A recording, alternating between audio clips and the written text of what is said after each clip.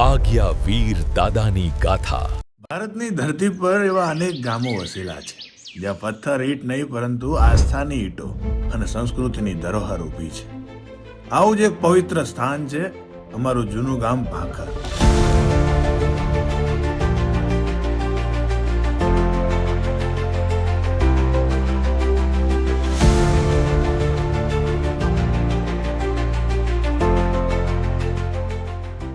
અને જ્યાં બેસણા છે અમારા આજ્ઞા વીર દાદા અને હરસિદ્ધ મહાત્ના.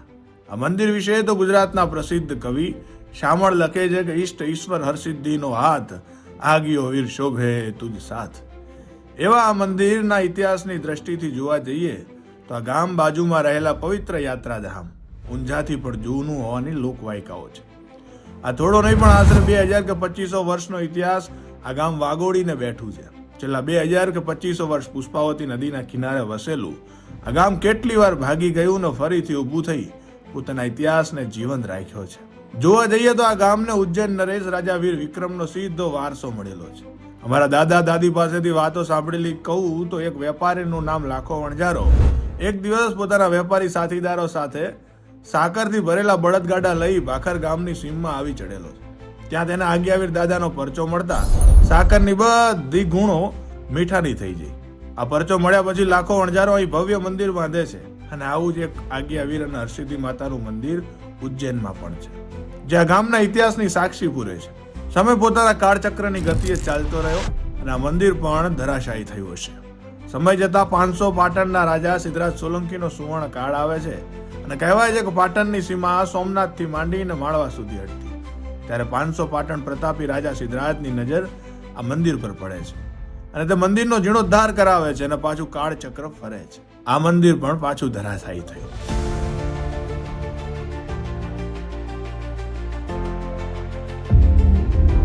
આજ્ઞાવીર દાદા અને હરસિદ્ધિ માતાનું મંદિર ખાલી આસ્થાનું કેન્દ્ર નહીં પણ અમારા વડવાઓએ ચિંધેલી શ્રદ્ધાની પગદંડી છે.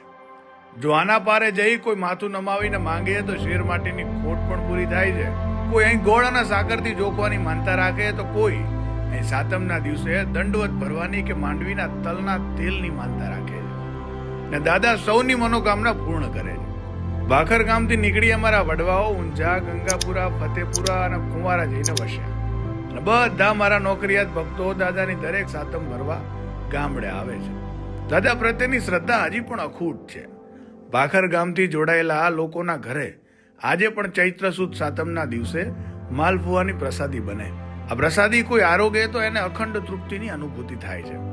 ઘણા સમયથી ભક્તો દ્વારા અહીં મહાપ્રસાદનું આયોજન થાય છે, જ્યાં દાદાના નામ સાથે હરિહરના સાથ પડે છે. મારા ભાખર ગામના આજ્ઞા વીરના દર્શન ક્યારે કરવાના હે ભાઈ. આલા ગામમાં દર વર્ષે ચૈત્ર સુદ બીજથી ગામમાં મેળાની શરૂઆત ખેલખેલિયાથી જાય છે અને રાત્રે ભાત ઉપાડવાની પરંપરા આ ગામના પુરુષો દ્વારા થાય છે.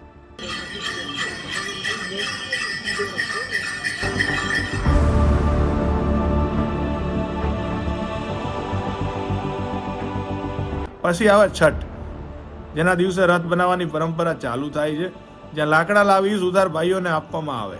તેને તે ગળીને તૈયાર કરે છે. તે પાટીદાર ભાઈઓ દ્વારા બળદગાડામાં ગોઠવવામાં આવે છે અને તૈયાર કરી રાત્રે રસ્તાના ટ્રાયલ બેઝ માટે ગામમાં ફેરવવામાં આવે.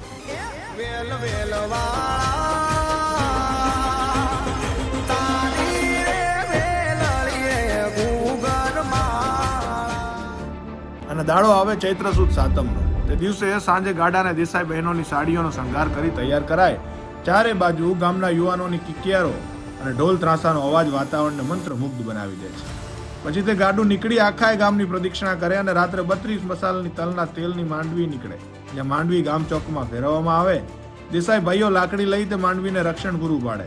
રાવળ સમાજના ભાઈઓ ઢોલ વગાડે છે. તલના તેલની માંડવી જ્યારે ચોકમાં રમવા નીકળે ત્યારે આખું મંદિર ખાલી કરી પૂજારી સહિત લોકો બહાર નીકળી જાય છે. એવી લોકવાયકા છે. શ્રી આજ્ઞાવીર દાદાએ અસુરી શક્તિને મારી ત્યારે તેનું માથું કાપીને મંદિરના પટણાંગણમાં પડેલું, જેની ચીસોની અનુભૂતિ હજી પણ મંદિરમાં થાય છે. વીર વૈતાલ રતન મારી આંખનું નામ લેતા દુઃખ જાય. જો તારે ધણી મારો ભોખર ગોમવાળો તો આખું આખું સોને મઢાઈ જાય.